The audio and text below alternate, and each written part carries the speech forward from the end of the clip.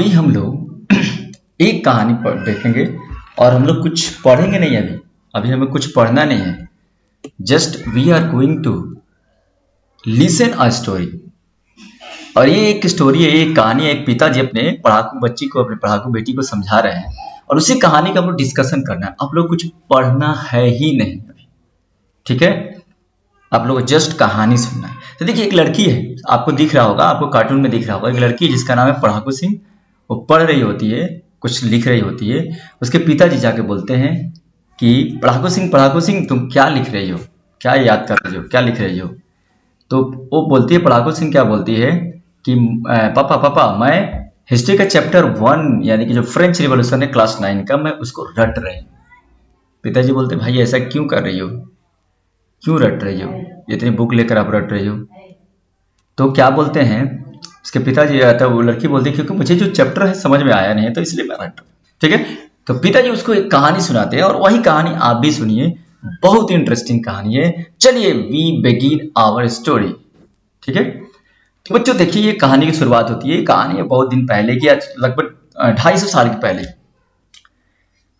आपको 14 जुलाई 1789 की एक कहानी है, मॉर्निंग की कहानी है। और मॉर्निंग में एक शहर है, उस शहर में पूरा 144 जो हमारे यहाँ जो बोलते हैं ना अपने इंडिया में 144 धारा लगा हुआ है। 144 का मतलब जब चार लोगों से ज्यादा जब कहीं पे इकट्ठा होंगे तो उनको पुलिस पकड़ के लेके जाएगी। तो उसी तरह का सिचुएशन पेरिस में हुआ है। पेरिस क्या है? It is the capital of the France, ठीक है ना? The city of the Paris was on the state of alarm. इसका मतलब वही हुआ 144 धारा लगना, ठीक है? तो 144 लगा हुआ है, यानी कि इसका मतलब ये हुआ कि 14 जुलाई 1789 से पहले भी वहां पे कुछ घटनाएं हुई होंगी, तभी तो पुलिस वहां पे 144 धारा लगाया हुआ है। मतलब अलार्म पे, Paris was on the alarm. अब देखिए, और बहुत सारे लोगों ने रूमर्स फैला दिया है कि राजा के जो ट्रूप्स जो आ रहे हैं, उसके जो मिलिट्री आ रहे हैं, जो उसकी आर्मी आ रहे हैं, वो आर्मी जो आ रहे हैं अंदर सिटी के अंदर आ रहे हैं, वो सिटी के अंदर से आने के बाद यहाँ पे सिटीजन को, पेरिस के सिटीजन को, आम नागरिक को मारेंगे। They will kill the common people. ये किसी ने रूमर फैला दिया है। देखिए, ये राजा के ये जो ट्रूप्स जा रहे हैं सिटी के अंदर, ये जा रहे हैं, आपको एनिमेशन में दिख रहा होगा, सिटी के अंदर ये ट्रूप्स जा रहे हैं, कहीं आग लग रहा है, मतलब पहले से अलार्म है, ठीक है ना? और रूमर फैला हुआ कि ये मारेंगे हम लोग को, आम आदमी को किल करेंगे, एक भयानक सिचुएशन में 144 में, ठीक है ना? अब राजा से बचने के लिए, इस आर्मी से बचने के लिए कुछ लोग अपना उपाय ढूंढते हैं। तो क्या ढूंढते हैं? तो वो लोग ढूंढते हैं कि भैया आर्मी से बचने के लिए हम लोग भी फाइट करेंगे। और इसी फाइट के सिलसिले में लगभग 7000 पीपल एक टाउन हॉल के सामने गैदर्ड होते हैं, इकट्ठा होते हैं, जमा होते हैं, और वो लोग अपने खुद की आर्मी बनाता है और उस आर्मी का नाम लोग क्या देता है? पब्लिक मिलिशिया, ठीक है? तो ये वहां की घटना हो रही थी कि हम लोग भी लड़ेंगे। अब बताओ कि जब ये आम आदमी को लड़ने के लिए क्या चाहिए? दे नीड वेपन्स, उनको वेपन्स चाहिए, हथियार चाहिए उनको। उनके पास क्या है? जो आर्मी है उनके पास तो भला ये बंदूकें हैं, वेपन्स है। आम आदमी के पास क्या है? कुछ नहीं है। तो दे नीड वेपन्स। अपने वेपन के लिए करेंगे क्या? तो वेपन के लिए ये देखिए 7000 लोगों ने यहाँ पे धरना दिया है और ये लोग अपना एक पब्लिक मिलिशिया बनाते हैं। इस कार्टून में आपको दिखाया जा रहा है। और इनको वेपन की तलाश में ये क्या करते हैं? धावा बोलते हैं, इधर उधर सिटी के अंदर इधर उधर जो है ना, ये घूमते हैं, गवर्नमेंट बिल्डिंग पे अटैक करते हैं और ये हुजूम में जाते हैं, गवर्नमेंट बिल्डिंग पे अटैक करते हैं। अगर कुछ मिलता है वहां पे वेपन्स तो लेते हैं, नहीं मिलता है तो वो अटैक करते हुए आगे बढ़ते हैं। लूट खसोट का माहौल बना हुआ है पूरे शहर में, अफरा तफरी, लूट खसोट, मारा काटी, यही सब माहौल बना हुआ है पेरिस में। बिल्डिंग को लूट रहे हैं, ठीक है ना? ये वहां का माहौल है, ठीक है? और उसके बाद देखिए, अब इन लोग को एक बड़े वेपन की तलाश होती है। तो किसी ने यहाँ पे कह दिया है कि भैया टू द वेस्टाइल, हम चलते हैं वेस्टाइल पे। वेस्टाइल एक जेल होता है, वहां पे प्रिजन होता है, जो जहां पे राजा किंग जो है ना, वो अपने राइवल को, जो उनके अपोज करते हैं, जो राजा का अपोज करता है मोनार्की को, उसको रखते हैं। तो सभी लोग सोचता है कि हम लोग वेस्टाइल चलते हैं और वेस्टाइल में ही वेपन्स हम लोग सर्च करेंगे, ठीक है? तो ये लोग चले जाते हैं वेस्टाइल में, चले जाते हैं वहां पे, ठीक है? People started gathering looting government building, kill commander of the jail Bastille Bernard Jordan वहां कमांडर, उनको किल कर देते हैं। किस लिए? आर्म की तलाश में जाते हैं, ठीक है ना? और जेल के बिल्डिंग को डिमोलिश करता है, बाउंड्री को डिमोलिश कर देते हैं और डिमोलिश करके उसके जो ये है आपका वेस्टाइल जेल है, ये एक फोर्ट्रेस जेल है, मतलब चारों तरफ से दीवारें हैं, बीच के अंदर दीवार के अंदर फोर्ट के अंदर एक जेल है, उस जेल के दीवारों को ये लोग तोड़ देते हैं और जो भी पत्थर मिलता है उस पत्थर को ये लोग क्या करते हैं, मार्केट में ले जाकर बेचना शुरू कर देते हैं। इसलिए the stones of the Bastille were sold in the market and people purchased to remember, और पीपल ये देखिए मार्केट में बेच रहे हैं और वहां के लोग इसको परचेज इसलिए करते हैं कि हम लोग रिमेम्बर कर सके कि कभी ये जेल हमारे गुलामी का प्रतीक था और आज इसके पत्थर को हम लोग मेमोरी के रूप में सजा रहे हैं। ठीक है, अभी देखिए यहीं तक घटना नहीं रुकती है, घटना यहीं तक नहीं रुकती है।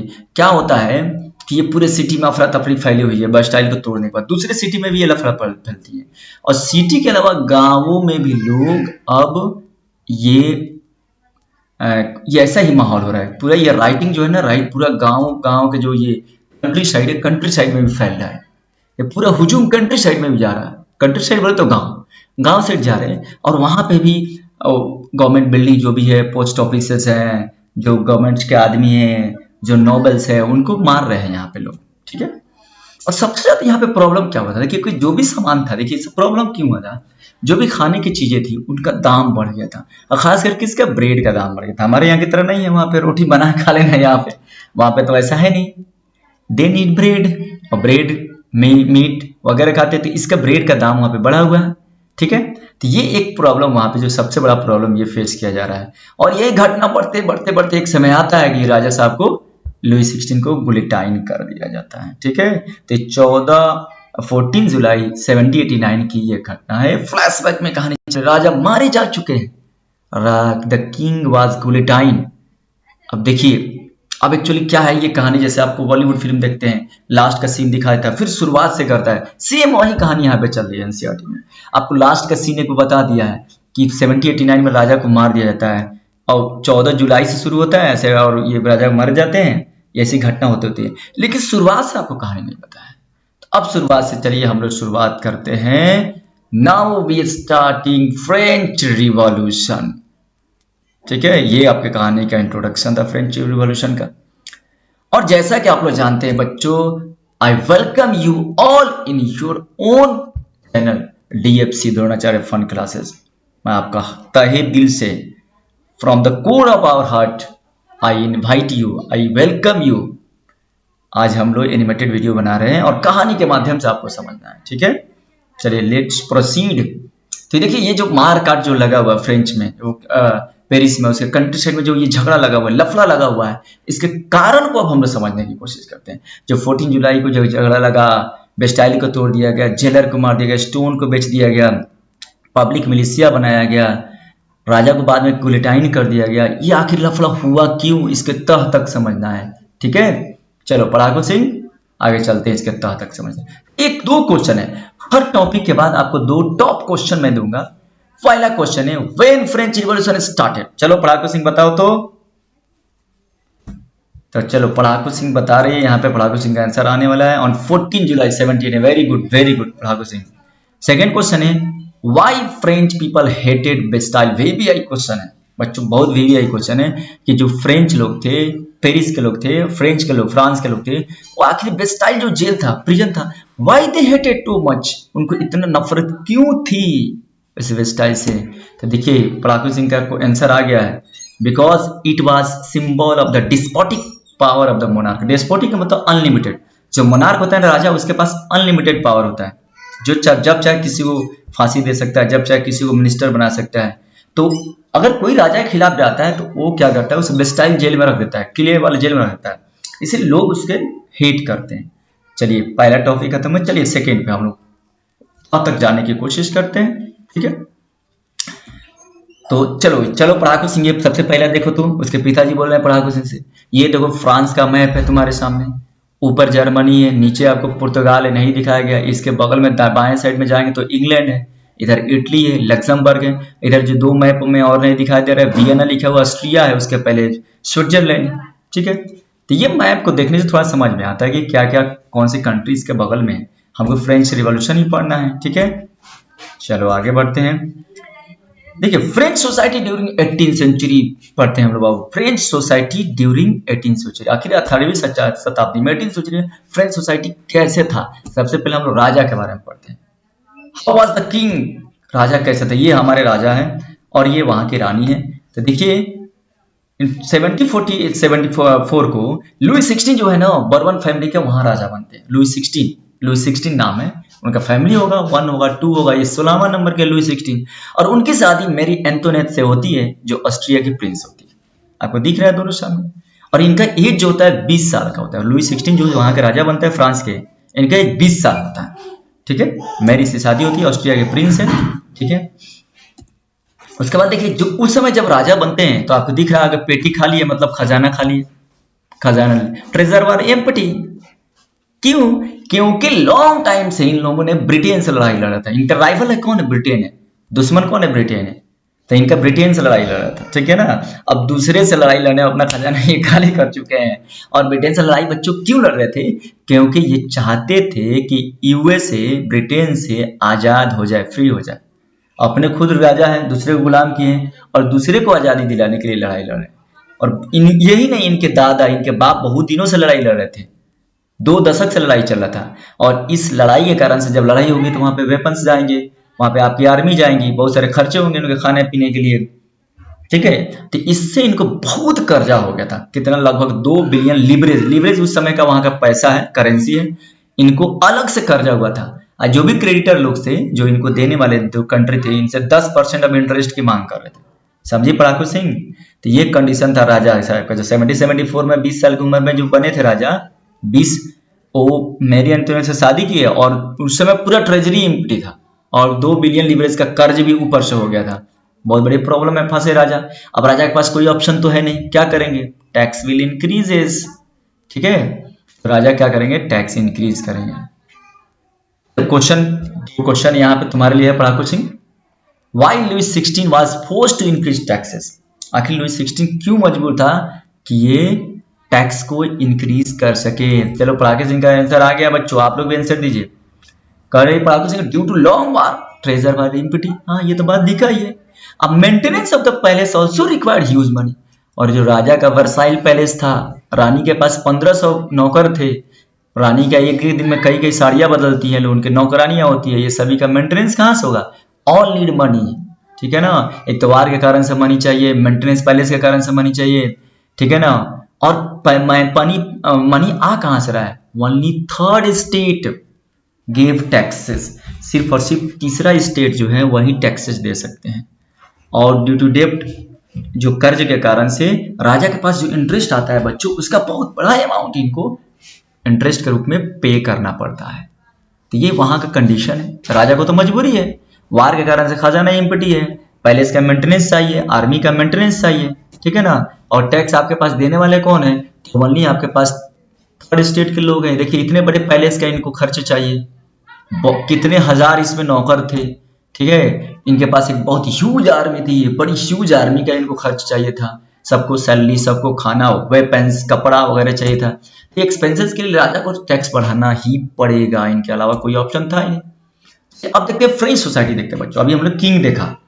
किंग ने देखा कि 20 साल की उम्र में राजा बनते हैं, 1774 में राजा बनते हैं कि बॉर्बन फैमिली से एंटोनेट से शादी करते हैं और वर्साइल के पैलेस में वो रहते हैं। ठीक है, और उस समय ट्रेजरी एम्प्टी होता है क्योंकि वार चल रहा था। अब देखिए फ्रेंच सोसाइटी देखते हैं। फ्रेंच सोसाइटी में 3 ग्रुप हमें पढ़ना है। सबसे पहला देखिए क्लर्जी का ग्रुप है। ये चर्च में रहने वाले सभी लोग होते हैं, क्लर्जी लोग। ये रिलीजियस पीपल है एंड इनको आप आगे हम लोग बताएंगे इसके बारे में। दूसरे कैटेगरी जो आता है फ्रांस में, वो नोबल लोग हैं, ये रईस लोग हैं, रईस टाइप के, जो राजा के रिलेटिव्स होते हैं, बड़े बड़े लैंड लॉर्ड्स होते हैं, छोटे राजा समझ सकते हो इन्हें। ठीक है। और तीसरा कैटेगरी होता है वर्किंग क्लास का आता है बच्चों। वर्किंग क्लास, यहाँ पे वर्किंग क्लास मैक्सिमम फोटो मैंने गूगल से लिया है और वो वही फोटो लिया जो रिलेटेड हो, बट जहां से नहीं मिला मैंने डिफरेंट इमेज यूज किया है। तो ये जो आपको थर्ड कैटेगरी है वर्किंग क्लास है बच्चों, वर्किंग क्लास। देखिए अब क्यों वर्किंग क्लास मैं बोल रहा हूँ, आपके एनसीईआरटी में नहीं लिखा है, but I am saying that is they are working class. Clergy लोग काम करेंगे नहीं, पूजा पाठ करेंगे, चर्च में रहेंगे। नोबल लोग रईस हैं तो काम करेंगे नहीं, काम करवाएंगे, गुलाम रखेंगे। वर्किंग क्लास लोग ही काम करेंगे, जिसमें पीजेंट आएंगे, लॉयर्स आएंगे, एडमिनिस्ट्रेटिव ऑफिसर आएंगे, लॉ इंजीनियर्स आएंगे, डॉक्टर आएंगे, गुलाम आएंगे, सभी वर्किंग क्लास में आएंगे। ठीक है। अब देखिए ये आपको फ्रेंच सोसाइटी, अब डिटेल में समझिए। सबसे ऊपर फ्रेंच सोसाइटी, इसके 3 कैटेगरी है, first state, second state, first state clergy, second state nobility and third state working class. और वर्किंग क्लास के अंदर भी बच्चों 3 कैटेगरी है। पहला कैटेगरी जो थोड़े अमीर है, बिग बिजनेसमैन है, मर्चेंट्स है, जो विदेश में अपना बिजनेस करते हैं, यहाँ से कुछ सामान मंग लेकर विदेश में बेचते हैं, कोटियर्स है, राजा के लॉयर्स हैं। सेकेंड में जो पीजेंट्स है, थोड़े से बड़े पीजेंट्स हैं और आर्टिसन है। और जो सबसे बेकार कैटेगरी है स्मॉल पीजेंट्स का, लैंडलेस लेबर का, सर्वेंट का, लास्ट कैटेगरी है। ठीक है। नीचे देखिए, फर्स्ट एंड सेकेंड स्टेट को कोई भी टैक्स नहीं देना था, they were exempted from all the taxes. और इवन ये लोग उल्टा टैक्स लेते थे, बाई बर्थ इनको वहां पे एक्स्ट्रा प्रिविलेज मिला हुआ था, उल्टे ये लोग टैक्स लेते थे थर्ड स्टेट से। फर्स्ट से देखो कितना मजा है, क्लर्जी को कोई टैक्स नहीं देना है, चर्च वाले को, नोबिलिटी को भी कोई टैक्स नहीं देना है, उल्टे ये लोग टैक्स लेंगे। ठीक है ना, थर्ड स्टेट से टैक्स लेंगे, यानी पूरे टैक्स का लोड किस पे है, थर्ड स्टेट पे है। ठीक है, वर्किंग क्लास में। अब देखिए तो ये अब देखिए, अब सुनिए यहाँ पे देखिए, इस ग्राफ को देखिए, 90% वर्किंग क्लास है। ठीक है ना, 10% क्लर्जी और नोबल है। लेकिन जो 90% वर्किंग क्लास है, मत ऐसा मत समझिएगा कि जो भी जमीन में काम करते हो जमीन उनका है, नहीं।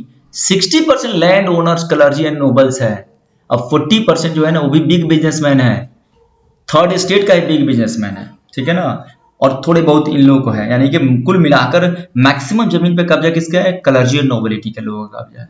यानी काम तो कर रहे हैं वो लोग, बट उनका जमीन नहीं है। इस बात को डिटेल में समझ लीजिए। ठीक है। अब देखिए कितने तरह के टैक्सेस दे रहे हैं थर्ड स्टेट। थर्ड स्टेट में हम लोग, फर्स्ट में तो क्लर्जी कोई टैक्स नहीं देगा, उल्टे टैक्स लेगा। सेकंड नोबिलिटी कोई टैक्स नहीं देगा, उल्टे टैक्स लेगा। और थर्ड में जो वर्किंग क्लास है उसमें भी 3 आदमी है, 3 कैटेगरी, बिग बिजनेसमैन है, मिडिल वाले हैं और एकदम स्मॉल कैटेगरी के लोग होते हैं। यही थर्ड स्टेट के पूरे लोग टैक्स देते हैं। लगभग में आपको 4 तरह के लोग टैक्स देंगे। और ये कौन कौन टैक्स? सबसे पहले टाइल देंगे, गवर्नमेंट को देंगे, गवर्नमेंट को डायरेक्ट टैक्स देते हैं, टाइल। ठीक है ना, डायरेक्ट टैक्स, क्वेश्चन आपको आ सकता है। इसको टाइथ देते हैं, ये रिलीजियस टैक्स होता है। और क्लर्जी को देते हैं, थर्ड स्टेट क्लर्जी को देते हैं। जैसे हम लोग, जैसे मुस्लिम में आप देखते होंगे जकात लोग देता होगा, हिंदू में भी देखते होंगे मंदिर को दान देते हैं। तो ये क्लर्जी को 10% टैक्स उस समय लोग देता था चर्चेस को। और 10% क्या, तो अपने ग्रेन प्रोडक्शन का, आपके पास बकरी है जितना पैसा उससे बेच कर है उसका, पशुपालन का, जब भी आपके पास बिजनेस है उसका टैक्स लेता था ये लोग, क्लर्जी लोग। और फ्यूडल टैक्स कौन लेता था? नोबल लोग लेते थे, क्योंकि उनके पास हजारों बीघा जमीन, वो जमीन किसानों को दिए हुए हैं और उस किसानों से लोग फ्यूडल टैक्स वसूल रहे हैं। हम लोग बोलते हैं जमींदारी टैक्स। ठीक है ना, जमींदारी प्रथा इसको बोलते हैं। और इनडायरेक्ट टैक्स भी देना था थर्ड स्टेट को। जो आप शुगर खरीद रहे हैं, टोबैको खरीद रहे हैं, मिल्क खरीद रहे हैं, ब्रेड खरीद रहे हैं, मीट खरीद रहे हैं, कुछ भी खरीद रहे हैं, सब पे इनडायरेक्ट टैक्स गवर्नमेंट का था। तो देखिए 4 टैक्स है, टाइल से, टाइथ से, फ्यूडल से और इनडायरेक्ट से। कौन लदे हुए थे? थर्ड स्टेट के लोग। संख्या इनकी कितनी? 90%। जमीन इनके पास कितना? ओनली 40%। क्लर्जी और उसको कोई टैक्स ही नहीं है। क्या सोशल वहां पे डिवीजन है यार, बेकार डिवीजन। अब देखिए, अब ऐसा कहीं भी बच्चों लोग होगा, पढ़ाकू सिंह, जब ऐसा कहीं भी कहानी होगा कि एक कैटेगरी है जिनकी संख्या ज्यादा है लेकिन उनकी जमीन कम है और टैक्स उन्हीं को देना है, और एक कैटेगरी है जिनकी संख्या कम है उनके पास जमीन ज्यादा है और उनको टैक्स नहीं देना है। उल्टे मोड़ लोग टैक्स लेंगे, टाइथ लेंगे, फ्यूडल टैक्स लेंगे। तो क्या बताओ, थर्ड कैटेगरी के लोगों के हैप्पी होंगे? नहीं होंगे, उनको टेंशन होगा। They will unhappy and they want to revolt. वो चाहेंगे कि वैसी सरकार को हम लोग गिरा दें, वो लोग चाहेंगे कि वैसी राजा को हम लोग मार दें। देखिए हम लोग cause of the French revolution चल रहे हैं, तो सबसे पहले देखिए सोशल कॉज है। तो आप लोग अभी डिवीजन देखें, society was divided among 3 state. Third state was apprised. बच्चों थर्ड स्टेट को इतना दबाया गया था, इतना दबाया गया था। अब कितना दबाओगे यार, जब ज्यादा किसी को दबा दिया जाता है ना तो फिर से उसके अंदर से डर खत्म हो जाती है। तो यही हुआ थर्ड स्टेट के साथ। First and the second state we are exempted to paying all the taxes. जिनके पास सब पैसे हैं, जमींदार लोग हैं, आराम से खा रहे हैं, उनको कोई टैक्स नहीं देना है। और जो बेचारा वर्किंग क्लास है उन्हीं को टैक्स देना है। क्या ये इनजस्टिस है? Injustice है, भयानक इनजस्टिस है। Majority of the population were in third state and those were poor. ये सोशल ग्रुप कई लोगों ने ऐसे डिवीजन किया था कि थर्ड स्टेट को अप्रेस करना है, फर्स्ट और सेकंड को प्रिविलेज मिलना है, थर्ड स्टेट पुअर भी रहेंगे और मेजोरिटी रहेंगे, जब उनकी संख्या ज़्यादा रहेगी तो लोग आवाज़ तो उठाएंगे ही उठाएंगे। यही हुआ वहाँ पे, ठीक है। अब हम लोग सेकेंड कॉज देखते हैं फ्रेंच रिवॉल्यूशन का। ये आपको इकोनॉमिक कॉज है, वेरी वेरी इंपॉर्टेंट कॉज है ये।